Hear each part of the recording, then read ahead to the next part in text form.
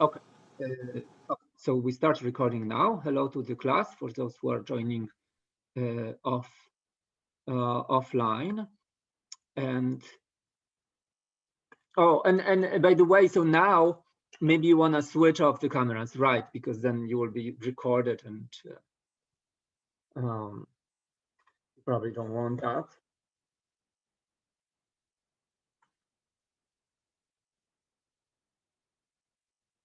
Okay.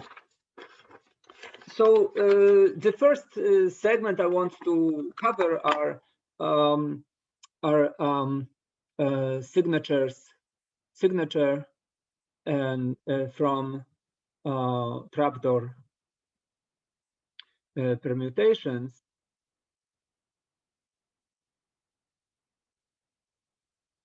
TDP.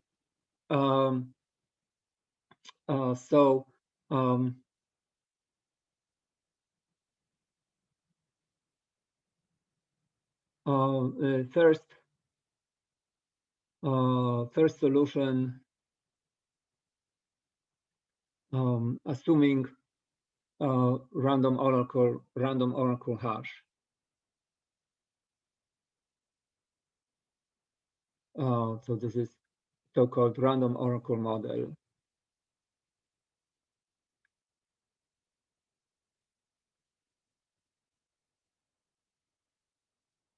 Okay. So first, let's see what the trapdoor permutation is.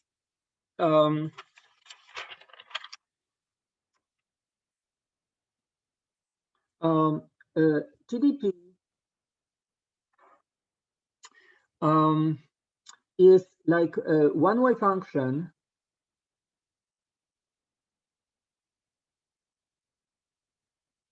but with a trapdoor.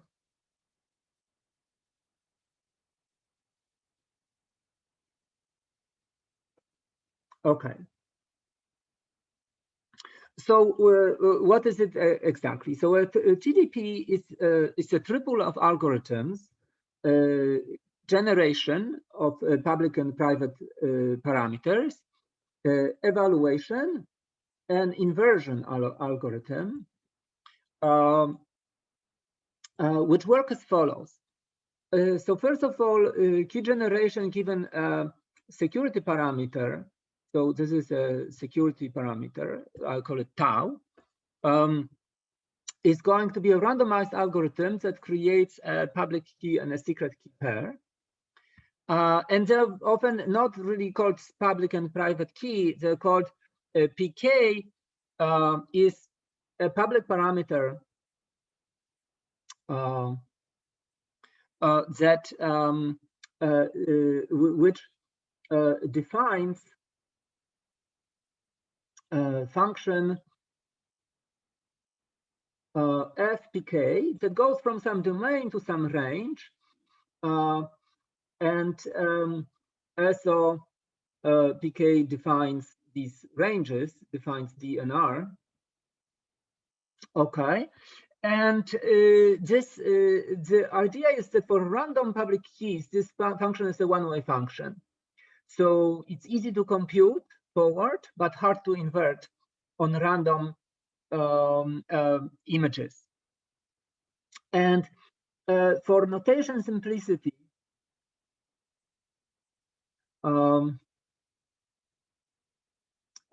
will assume that FPK is a bijection. So it's 1-to-1 and onto.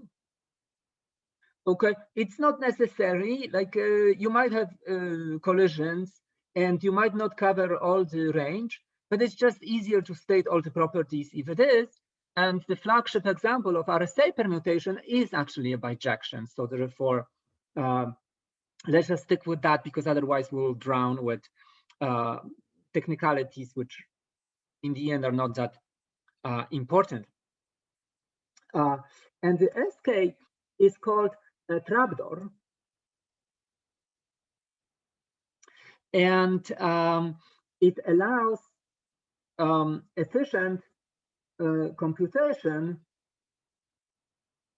of FPK inverse. So an inverse function which takes element from R and outputs element in T such that it inverts FPK. So the eval algorithm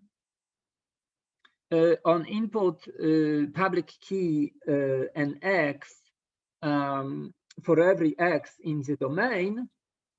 Okay, so assume that key generation created a public key. Public key defines domain and range, and once public key is defined, then the domain is also defined. So eval of pk and x simply outputs fpk of x. It just computes this function, okay? And the idea is that that these are all efficient algorithms.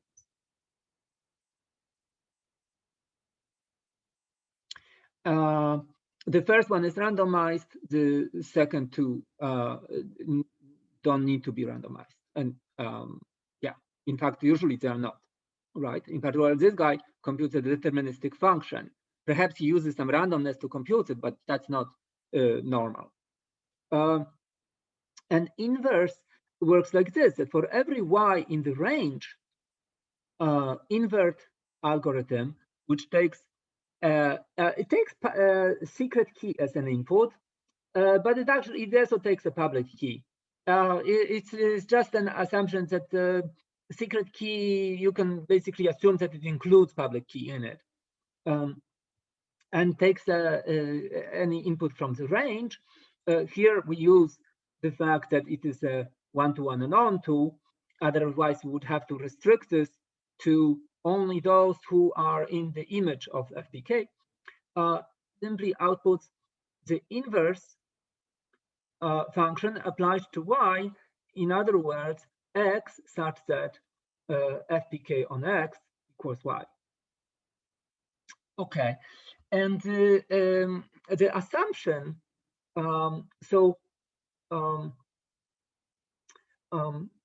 Keygen eval invert is a TDP if basically FPK is a one-way function for a random PK output by Keygen. Okay, and formally, what does it mean? In other words, for every efficient algorithm A, the attacker, probability that A, given the public key and an element from the range, outputs pre-image X, where the experiment goes like this. First, public key, secret key is generated by the keygen. Second, element from the domain is randomly sampled. Third, Y is computed as FPK on X. And the probability that this guy succeeds is smaller or equal to some negligible function of the security parameter. Okay, so that's the assumption. Pictorially, what happens? So we generate a secret key and public key pair. We give the public key to the attacker, and we also give an element, randomly sampled element from the domain, and we define Y to be FPK on X, and we give Y to the attacker. And we ask him that he computes Y, which is FPK inverse of, X, that is YPK inverse of Y. Okay. Note that if FPK is one-on-one and onto, then you can shortcut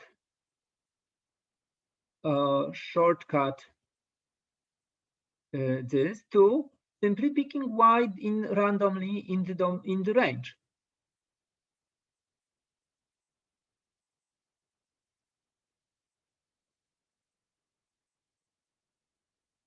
Yes, because picking a random element in the domain and then applying a bijection to it is like sampling a random element in the range.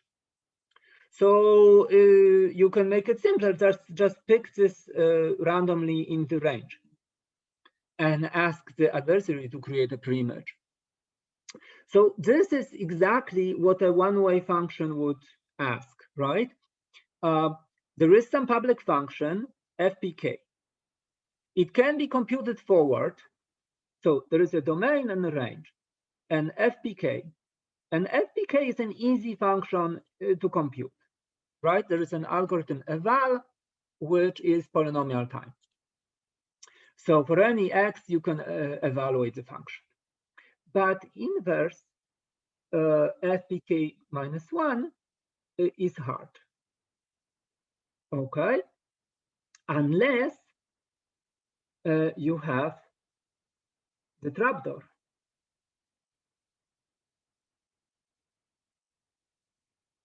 Yes, so the inverse computation, if you have the trapdoor cascade, then you can compute it efficiently. But the assumption, TDP assumption is, or the TDP property is that without the trapdoor, so if any efficient algorithm is only given the public parameter and an element in the range, then inversion on the random element in the range can only happen with negligible probability. Okay, so this is what's meant by that fpk is a one-way function, right? But in the standard notion of one-way function, there is a well-defined function, right? It's there's public parameters of it, and they're not randomly generated. It's for any parameter. Like, for example, exponentiation is a one-way function, mod prime, because computing discrete logs is hard. We don't know of any way to compute discrete logarithms efficiently in polynomial time in general, right? For some special groups with some essentially trapdoors, we can, but in general, we don't know. But here, it is sort of a weaker notion in some sense. You were asked that the function is one way only for a randomly generated parameter. So perhaps not for all parameters. But if there is a trusted generation, then which announces the public key, then it's one way. But it's not one way for the guy who generated it, because perhaps the guy who generated it together with a trapdoor, and given that trapdoor, this guy can invert, right? So it's both stronger and weaker. Okay, by that aspect. Okay, let's look at the RSA case. Okay, because this is exactly what this whole thing basically came about to try to understand, like, what is RSA doing. Okay, so let's look at RSA as a trapdoor permutation example. Okay, we'll look at so-called Rsa E. So it's Rsa with fixed exponent E. And by the way, see Katz-Lindell for RSA details, justifications, examples of attacks, explanations for how long the moduli need to be, etc. Okay, we'll do somewhat of a brief thing. Probably most of you have seen RSA already. So, and if you haven't, this should be sufficient. But you should read up on it And so I will assume that you have this textbook. You go to the website of the class if you don't. It will not be a textbook for what we are doing here, but it will be a reference for us. Okay. So, okay. So first of all, recall certain notation. So by Zn, we denote integers mod n. Okay, so all the residues modulo mod n.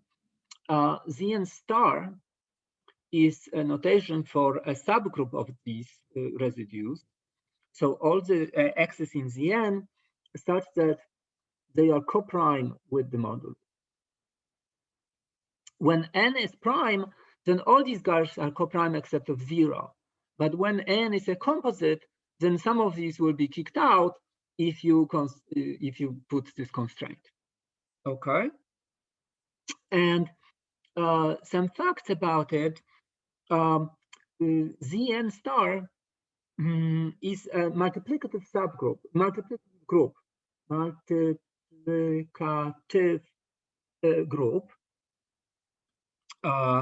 with operation, group operation is a product mod n. Okay, so the fact that it's a group, it means that if you have two elements mod n which are both coprime with the modulus, if you multiply them mod n, you get another one which is also coprime with the modulus. And moreover, there are inverses. So so in particular, what this implies is that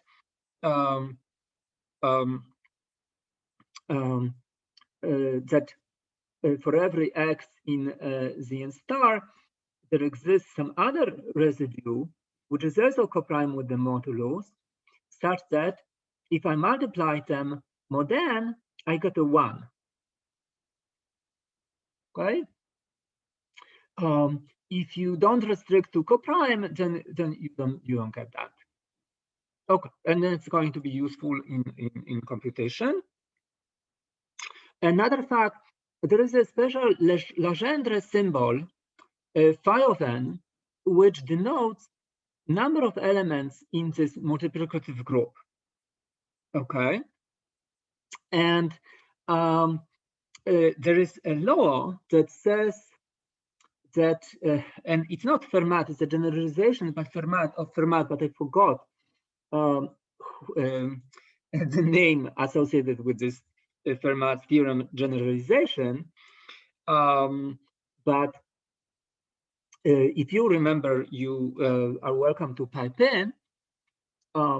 If for every x in Zn star, if I exponentiate x to the phi of n, okay, and I computed modulo n, okay, so this is x exponentiated to this integer, but all the products are mod n. That this is a 1. Okay, or actually a better way to state it is 1 mod n. Okay, so an implication of this fact is that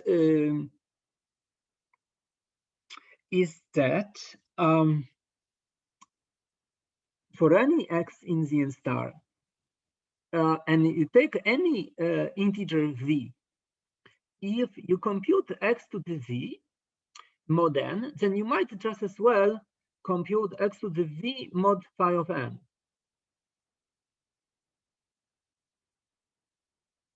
And they will be equal mod n.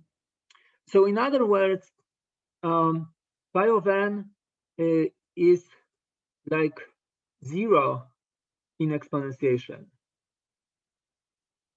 Okay, because if you take x to the 0, you get a 1.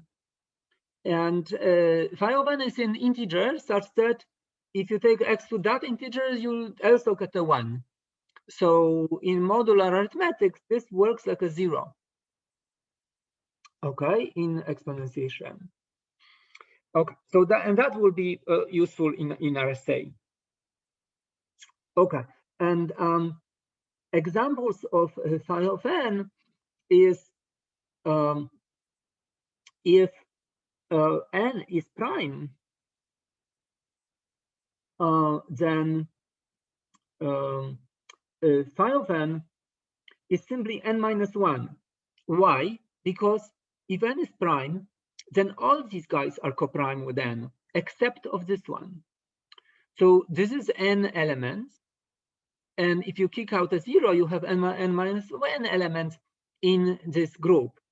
That's exactly what this says, right? Because phi of n is simply the cardinality of this group. And if n is p times q for pq, which are prime, so this is the Fermat's case.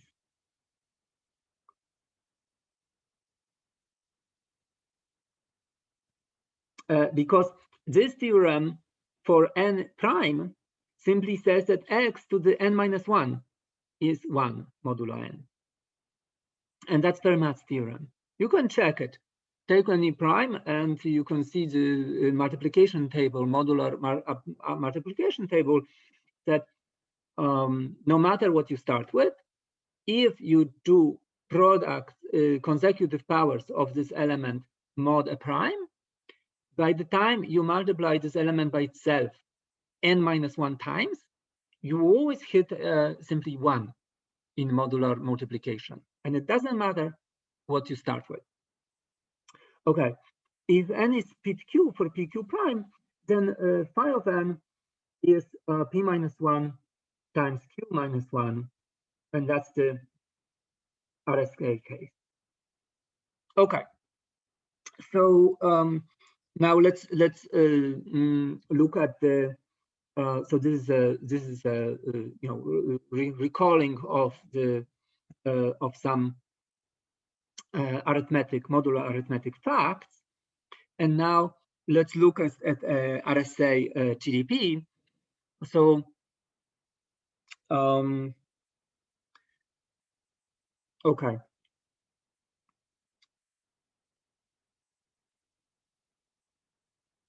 Okay. So RSA TDP is a triple of algorithms, key generation. So RSA, I want to call it RSA E Key Generation, and eval, or okay, skip it, eval and invert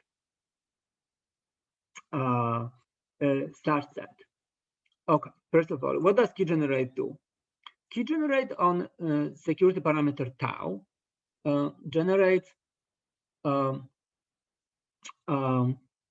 this is an RSA E TDP, generates two random primes, PQ, of length polynomial in the security parameter, and you should check Catlendel or Wikipedia for how long these primes need to be.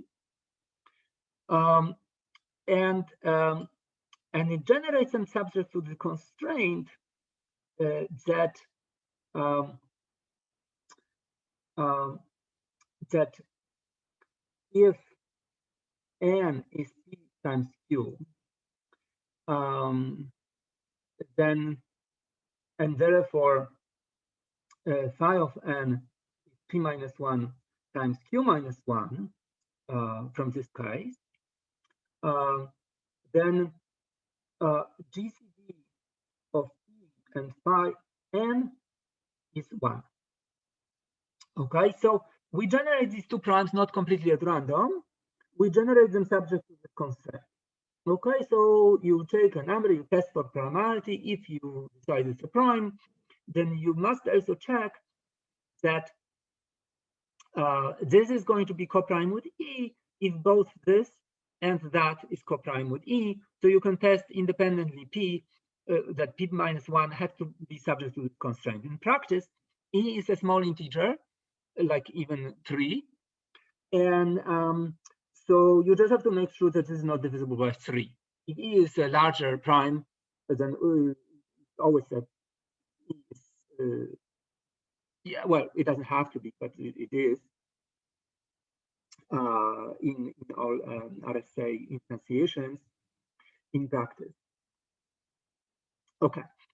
So it sort of gives you a slight skew for the, these primes are not exactly random, they're slightly skewed, but not much. Okay, and once it found these two primes, it sets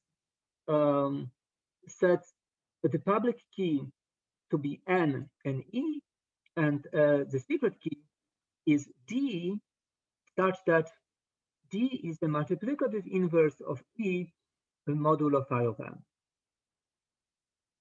And in other words, D is an integer such that E times D is 1 modulo phi of N. Okay, and that's what it means to be a multiplicative inverse. If you take a product, they are a unity with this modulus. Okay, so now this defines the one-way function. Sorry, so what is the function? The domain and the range are both the same set, Vn star. So public key defines domain and range of the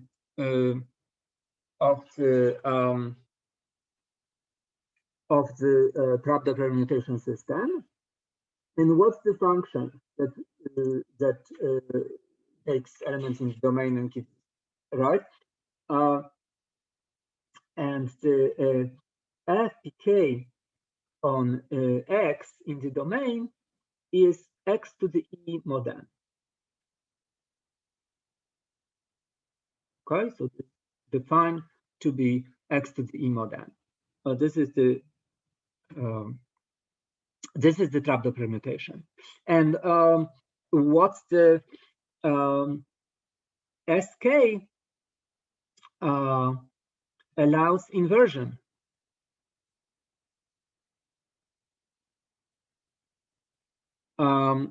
Why?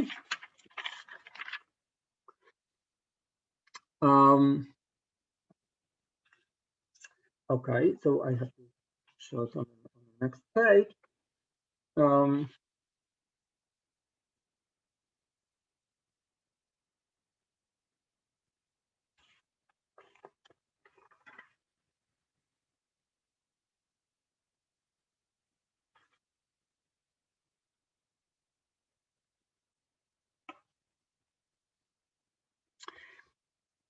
Okay. I didn't use the notation that I prepared. Actually, I like this notation, but it's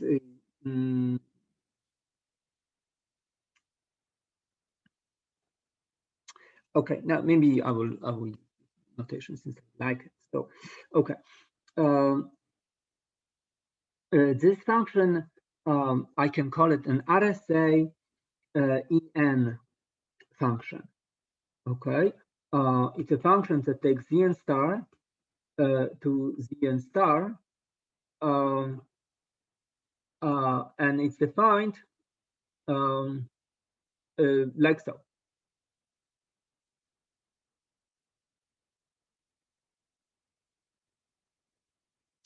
Okay, so given okay, so formally,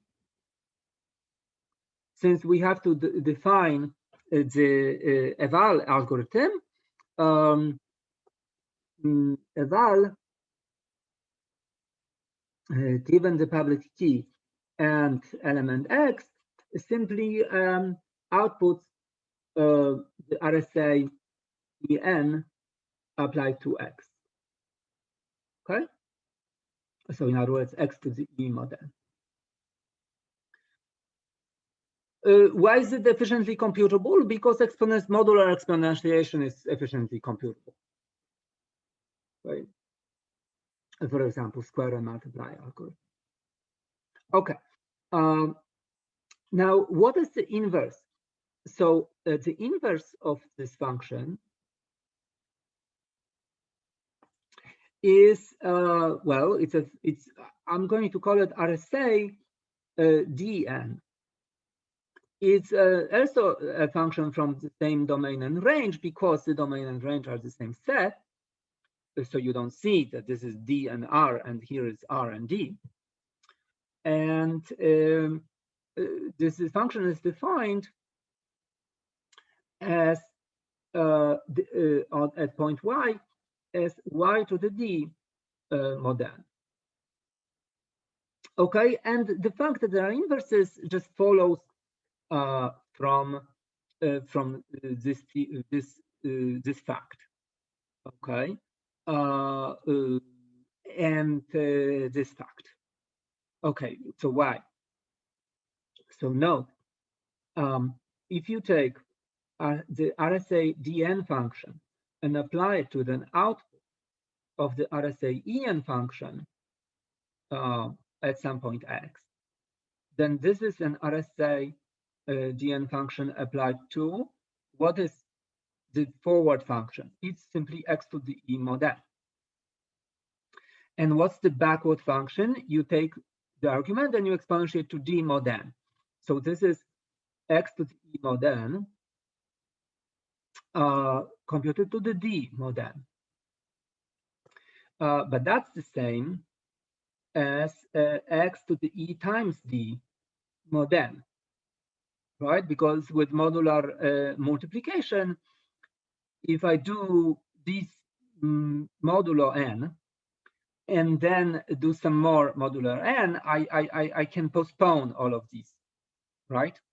It doesn't matter whether I do modular reduction at every step or only at the end. And this, by this generalization of the Fermat's theorem, or more by, I'm actually using this consequence of that theorem, that's the same as x to the ed mod phi of n mod n. And now, because the Rsa key generation sets the E and D so that they are 1 modulo phi of n, this simplifies to 1. So this is x to the 1, which is of course x. Okay, so so here I used this fact, and here I used that one. Okay, questions?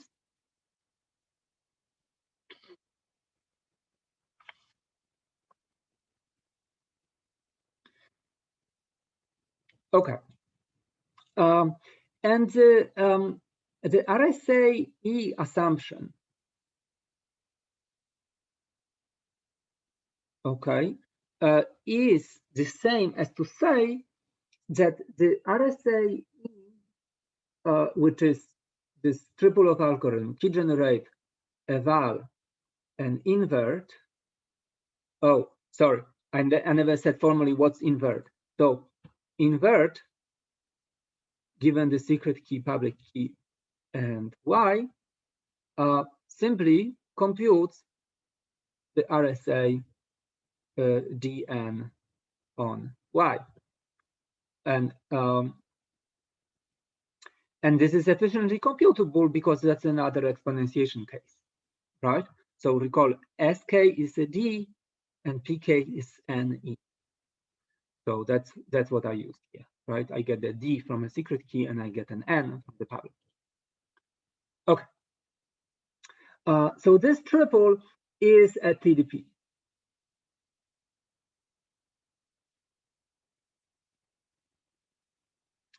Okay. To say that I assume RSA is secure is the same as to say that Rsa E, this system I just described, is a trapdoor permutation. Okay. In other words, so recall once more what a trapdoor permutation is, right? In other words, for every efficient algorithm A, a probability that A, given a public key NE and an element Y, outputs X, where NE and D are generated by Rsa E Key Generation. X is chosen at random in the domain, which is Zn star, and Y is computed as fpkx, and fpkx is this function x to the e mod n, right? So this is x to the e mod n. Okay, so given that you generate an RSA modulus and a public-private key pair using this algorithm, and if you sample domain elements at random and perform this, which is, as we said here, equivalent to simply saying that Y is a random element in Zn star, and you give it to an efficient algorithm, the probability that he gives you the and what is this? This is the RSA Dn applied to Y, right? This is exactly, you give him the public key and you ask him to compute the private key operation, the trapdoor operation.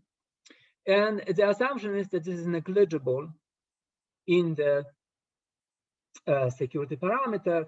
Where is the security parameter? It's here. I forgot, right?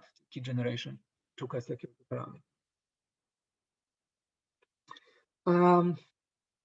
Okay, so this is an RSA assumption.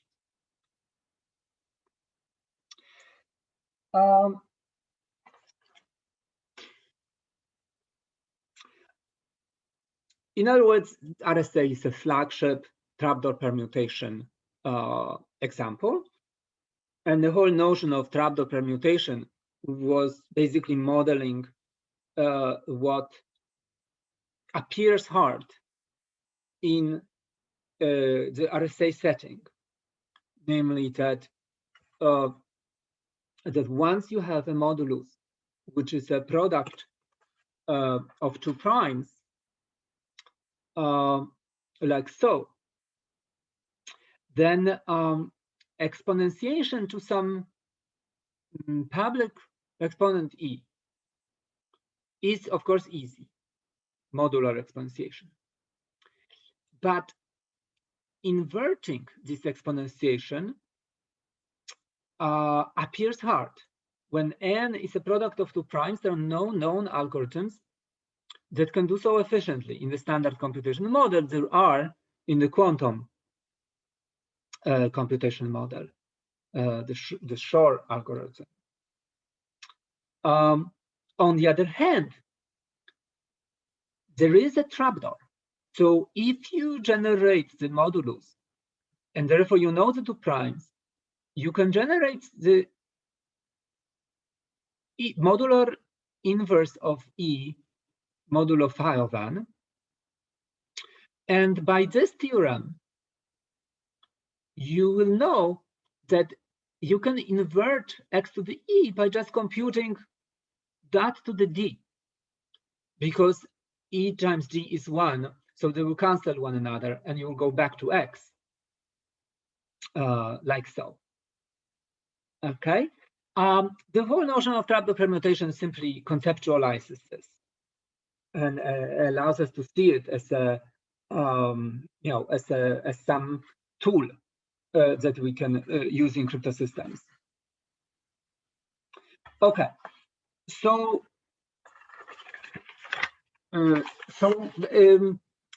basically, does this give signatures? Okay. Does TDP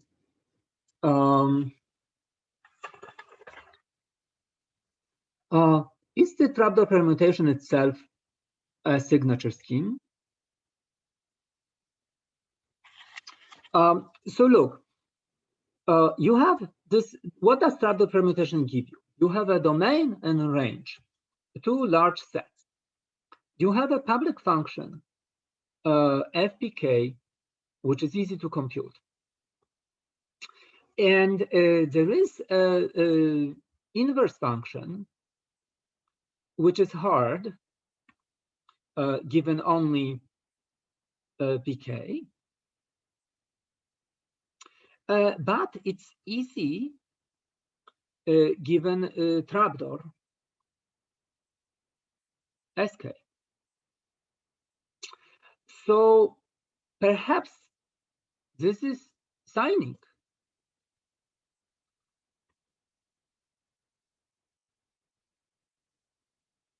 Okay. So in order to sign, and this is verifying.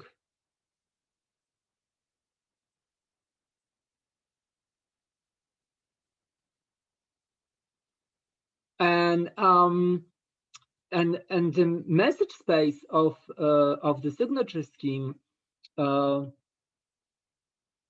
is the range of the one-way function of this trapdoor permutation. You here the messages. Let's say these are messages that you can sign.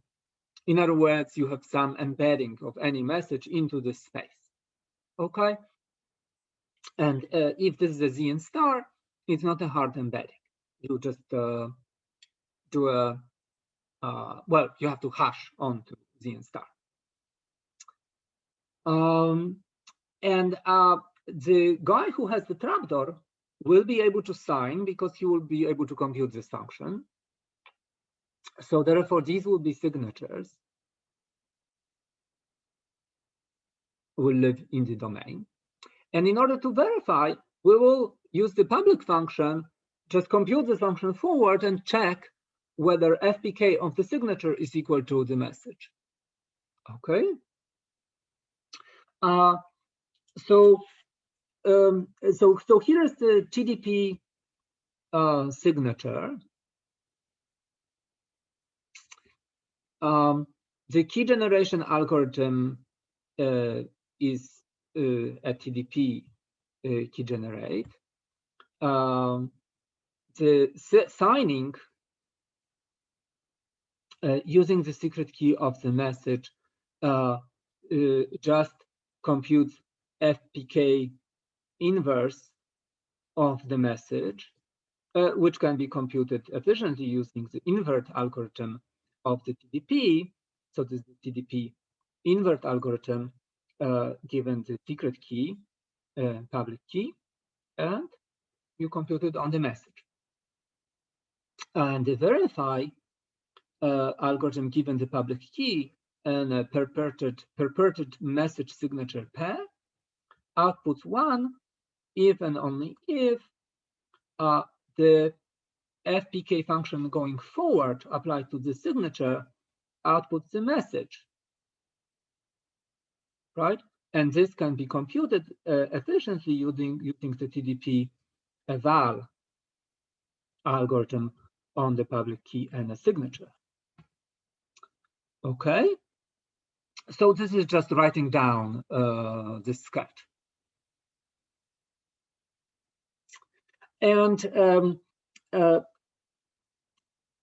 when TDP is the Rsa E TDP, then this is called Rsa textbook signature.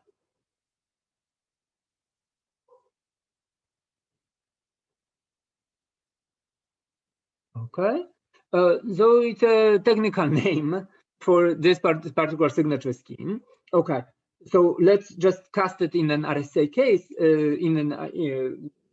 Let's just spell out what these things are for. So in other words, key generation is an RSA E key gen, right? So a public key is an E and a private key D, such that E times D is 1 modulo phi of n.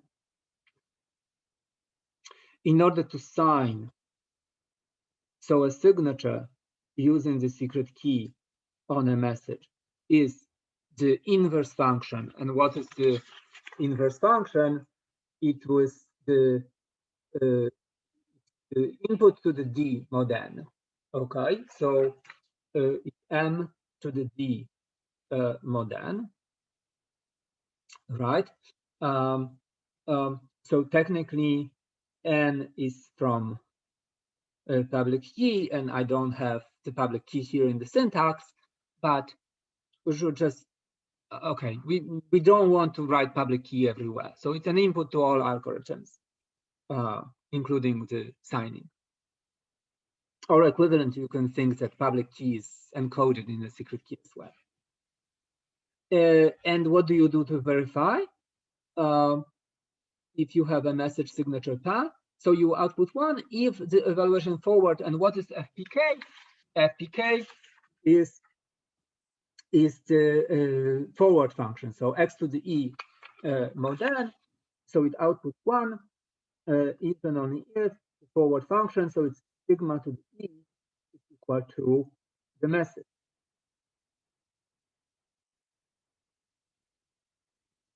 Okay. So this is indeed how people introduce RSA, and probably you are familiar with this scheme. Okay.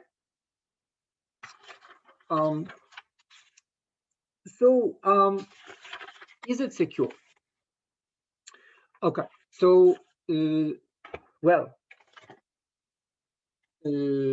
first of all, what is security, right?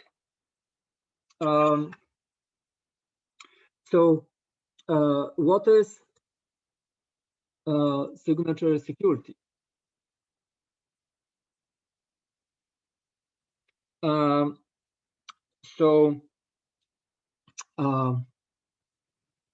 We did it at the end of the previous quarter.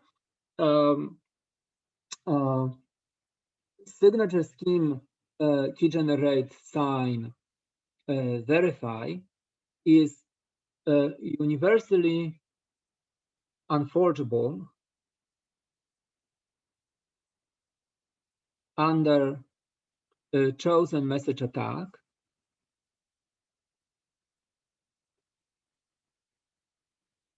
and this is abbreviated as universal universal unforgeability under CMA or just CMA, and because the fact that it's universal unforgeability you're going after is essentially taken for granted, unless for some reason you want to achieve weaker security because it's cheaper and it suffices in your specific application.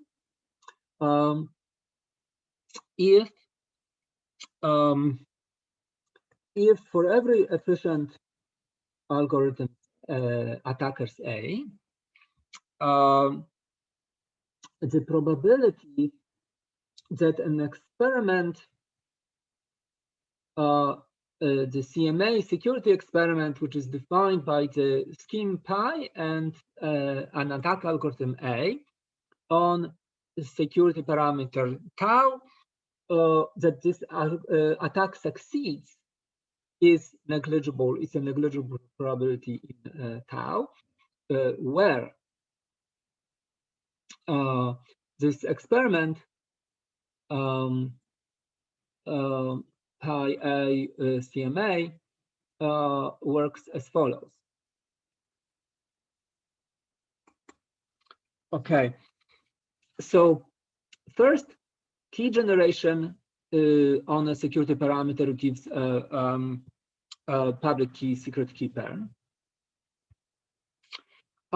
Second, the public key is given to the attacker. And the attacker now can query a signature, can perform a chosen message attack. So he specifies any message that he wants in the message space, and he talks to a signature oracle. So it's a signature algorithm who knows his secret key. So the key generation created public and secret key pair. Public key is given to attacker. Secret key is used by the signing oracle. And the signing oracle for any MI gives you SI, which is signature under the key SK on MI. And algorithm can recurse, right? So he specified some message, he got a signature, and now he specifies a new message, he gets a new signature on that. He does it polynomially many times. And when he's tired of this and ready to attack, he outputs a message signature pair. And we say that he succeeds, which we denote by a bit, which is going to be assigned 1, if, first of all, message M star is not equal to any of these, and the verification algorithm given M star sigma star outputs 1. So this bit is 1 and it's 0 otherwise. Okay, so this bit will denote a success of the experiment. It is that on a random public key, adversary who got to see signatures of some number of messages of his choice, of her choice, is able to create a new message not equal to any of these, and a valid signature on this new message, right? Because this equation, this verification succeeds. And this is the experiment CMA, which is given a security parameter as input, runs this whole game, right? That's why it's indexed with algorithm, attack algorithm A, and it's indexed with a scheme pi, because this experiment has to know, okay, I'm doing it for scheme, okay, I call it sigma, so, and I switch it to pi, so it's actually sigma.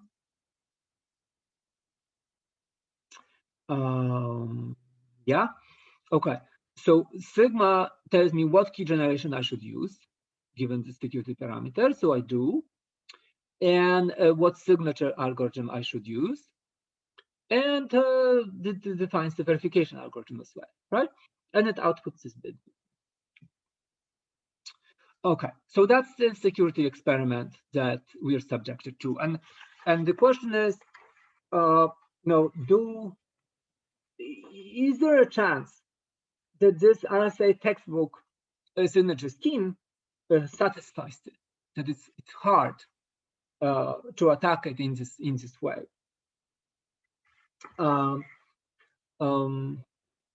Okay, so is textbook RSA CMA secure? CMA secure signature.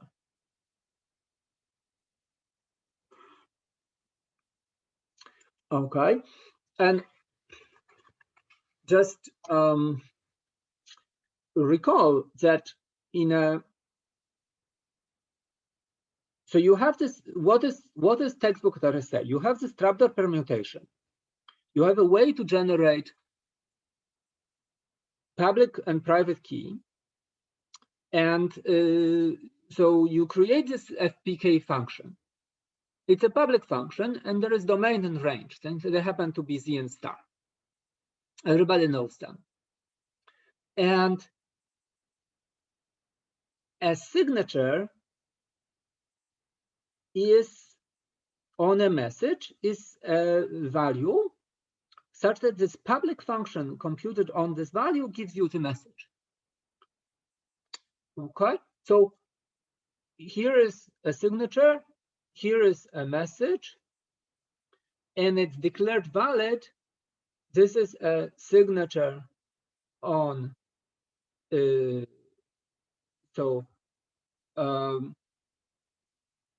so this is a signature on M if FPK is on sigma is M. Okay, so this is the verification equation. All right.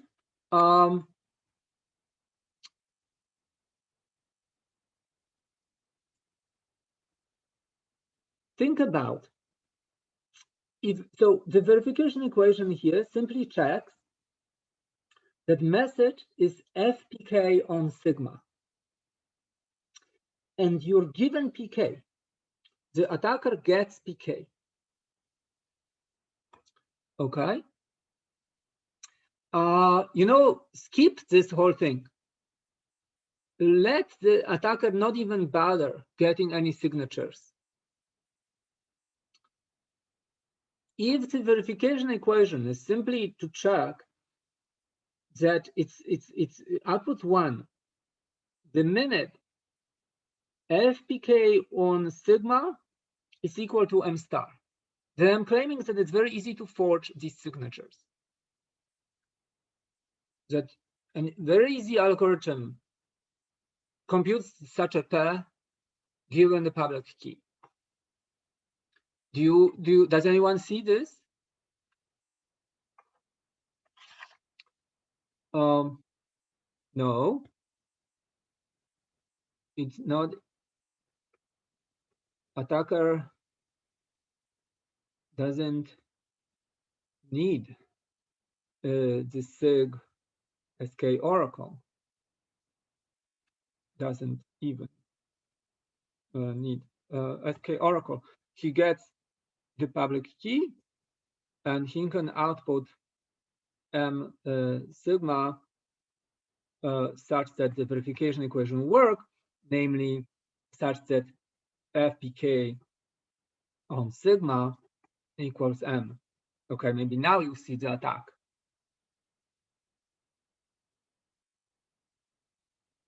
Why is this easy?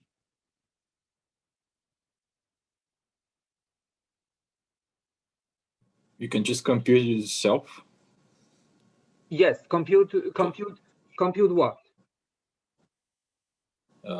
X to T or M to T. Yeah. So this FPK for the case of the RSA is input to the E, right? So right, sigma to D. So this is in the case of RSA, this is NE, and in the case of RSA, this is sigma star to the E mod n, right?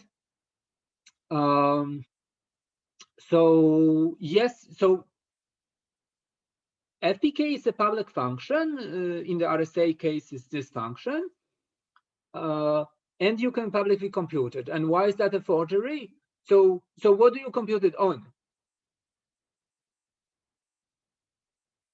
What's the input? On any sigma? Huh? On any sigma? On any, yes, so the attacker pick any sigma star in the domain of the function. Okay, so for RSA, this is n star.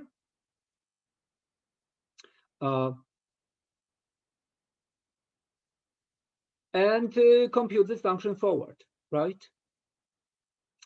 Okay, so perhaps now you see that, okay, it's like obviously insecure.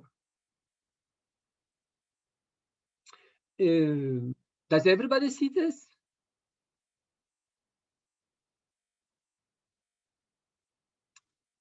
Oh, you could also always use 1, right? 1 and 1.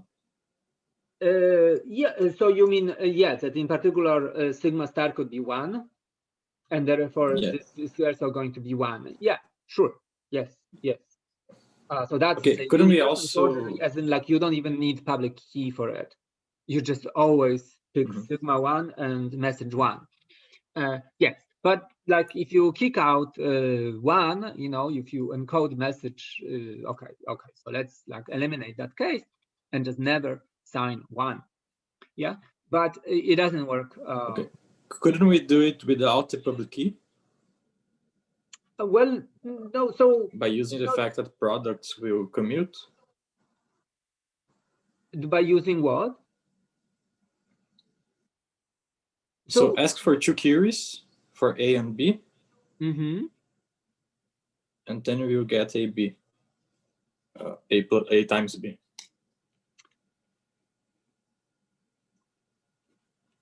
Wait.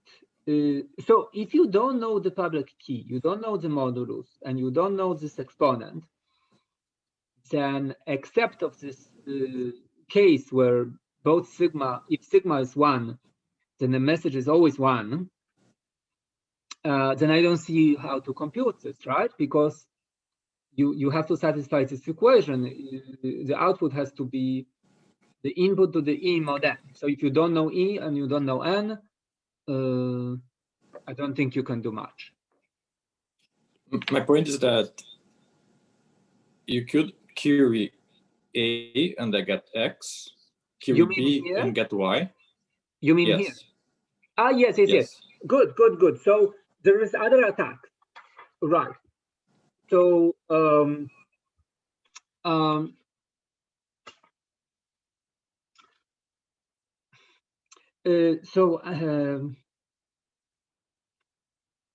other attacks is that A picks M in the range,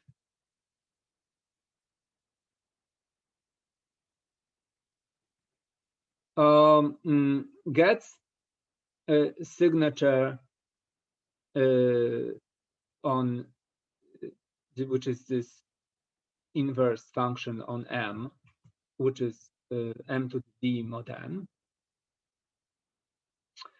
and so M and sigma are elements that are related in this fashion that basically there's sigma to the E and sigma. Okay, that's the relation between them. And so, for example, you can compute M prime, which is M to the alpha mod N, and sigma prime, which is sigma to the alpha mod N. And they will be in the same relation. They will be sigma prime to the E, sigma prime, right? Because this is M to the L to the E, which is the same as M to the E to the L, which is the same as sigma prime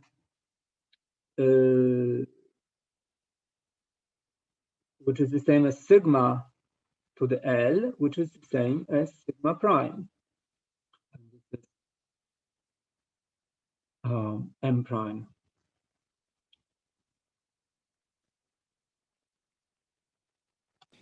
Yeah, but in the end, you still need to know the E, right? To know the ranges. So it doesn't matter that much. No, in this attack, right? Like you took any alpha, but you needed to know the N. Yes, so exactly. You asked for a signature, and then you exponentiated both the message and the signature to the same exponent, mod N.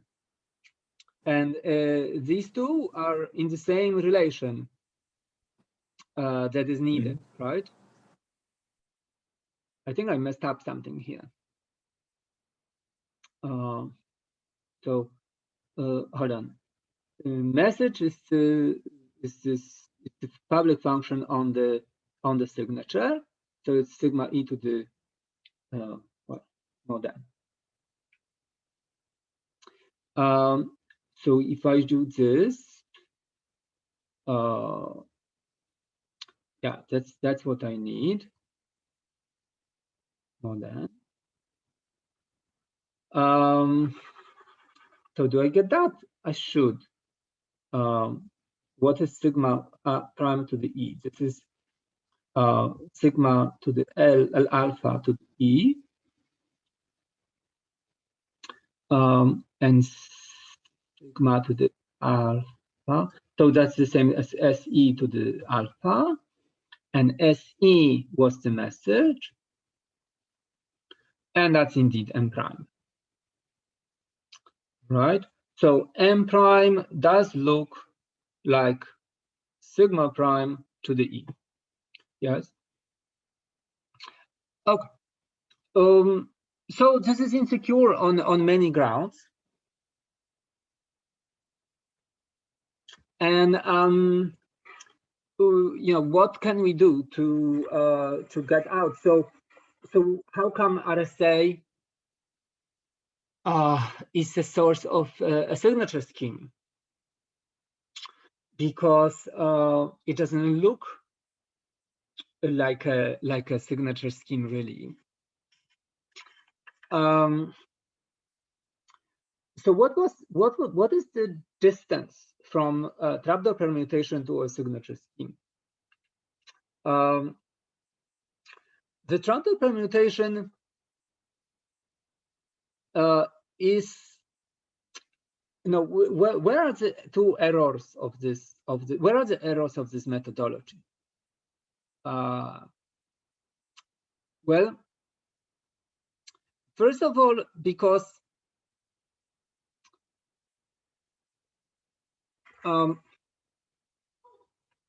if the true signature scheme says that attacker given a public key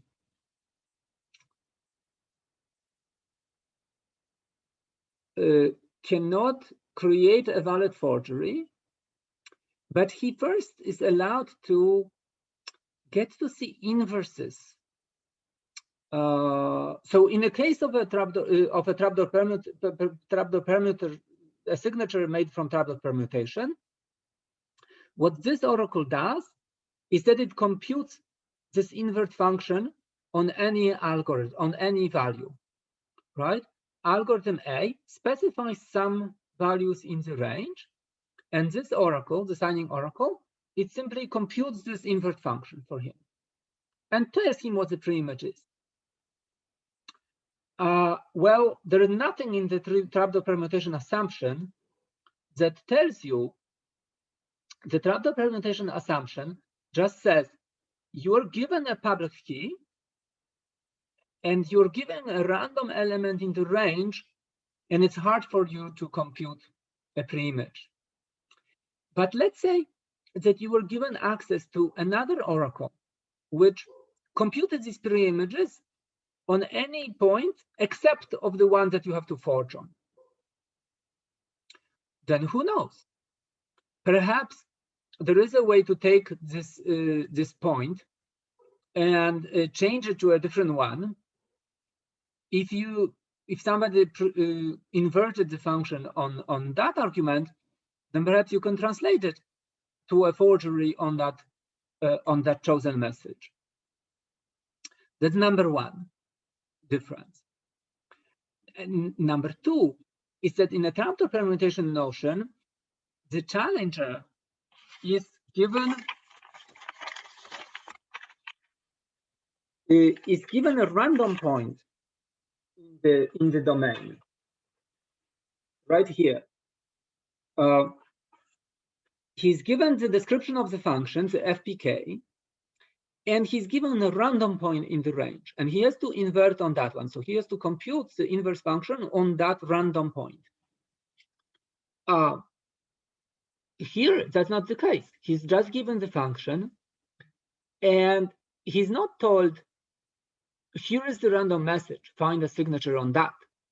That would be equivalent to computing the inverse function on a random element. He's given an easier task. Find any message and invert that, right? And as we have just seen, that this is a very different task. Indeed, if you can pick a message on which you have to show the inverse, that's very easy. Just pick the inverse first of all and compute the function forward on it, and that's your message, right? So it's precisely this attacker attacks because he's free to set m star any way it wants. In particular, he sets it as an image of the public function on arbitrary signature, quote unquote, right? And he does find a message signature pair in this way.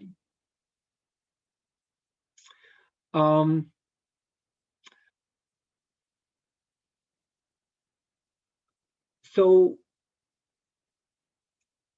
how can we sort of force a trapdoor permutation to be a signature? Let's deal with these issues one by one. So there's two issues. Trapdoor permutation, now issue number one, trapdoor permutation says that it's hard to compute pre-images on a random element in the range. Whereas signature is insecure if I manage to invert, quote unquote, right? Because in a trapdoor permutation signature is an inversion on a message, right? Signature is the inverse function computed on the message. So how can I abridge between the two? Well, perhaps I can somehow force my messages to be random in the space. How? It's not so obvious. Okay, so perhaps a hash function. So I'm not going to compute this inverse function on message itself. I'm going to compute it on the hash of the message. And it's right here that that I will use this random oracle model.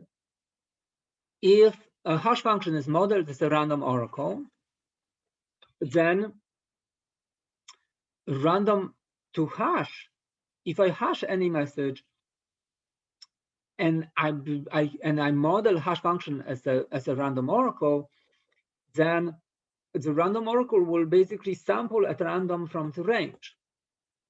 So if I manage to create a signature on that, it seems intuitive that anybody who can do it is essentially able to invert on a random point in the range, and therefore they will have to be breaking the trapdoor permutation. Okay, so that's the intuition for using hash functions in a signature scheme. And then we'll also have to deal with the fact that, okay, so you transformed signing arbitrary element into signing random elements into range, but why should this be still secure if the attacker is given this oracle that performs such signature on other messages? And okay, so that's what we will start we'll start on Thursday. Is there do you have any questions so far?